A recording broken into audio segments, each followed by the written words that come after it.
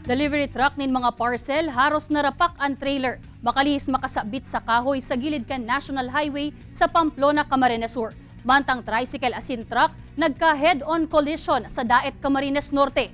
Dua, gadan. Iniyasin na ni Bapang detalye sa pagtutok ni Chris Novelo. Raraot ang trailer kan delivery truck na ini mga parcel kan aksidente makasabit sa puon ni Acacia sa barangay Tambo, Pamplona, Camarines Sur. Pasiring kutaan na sa Zamboanga ang truck ikan Laguna kan mangyari ang insidente. Sa pag-imbestiga kan mga otoridad, posibleng dainatan siya kan driver kan truck ang sangakan kahoy. Pwede nga dahil niya ito na-estimate. Halangkaw si sayang o authorize man si sayang kailang si nasabitan niya. Dahil niya natansya. Kasi nangyari, medyo madiklom na eh. Maswerteng dahil manakulugan ang driver sin painante kan truck huli kan insidente. Sa Ocampo, Camarines Sur, tuminagilid sa gilid kan tinampo ang MPV na inipagabot sa barangay Pinit. Sa pag-imbestiga kan mga otoridad ng overshoot sa boat ang lunadan asin dahil na-estimate kan driver ang kurbadang tinampo sa lugar.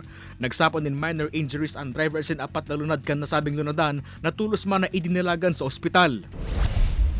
Sa Daet, Camarines Norte, kadaan ang 2 persona sa banggaan kan truck asin tricycle sa diversion road kan barangay Kamambugan. Sigun sa kapulisan, nakalaog ang tricycle nagikan sa Banuan ng Talisay sa linya kan kasabatang truck nagikan man sa Basud. Huli sa manalang tama dahil na nakasalbaran driver asin pasahero kan tricycle. Desidido man ang pamilya kan mga biktima na magsurad ng reklamo kontra sa driver kan truck. Kung tayo po ay magmamaneho, ay iwasan po natin ang nakainom.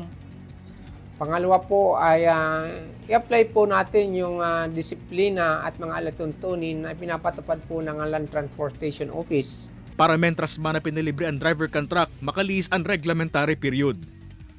Kaya banan si Jevelo Oviso, Chris Novelo, Balitang Bicolandia.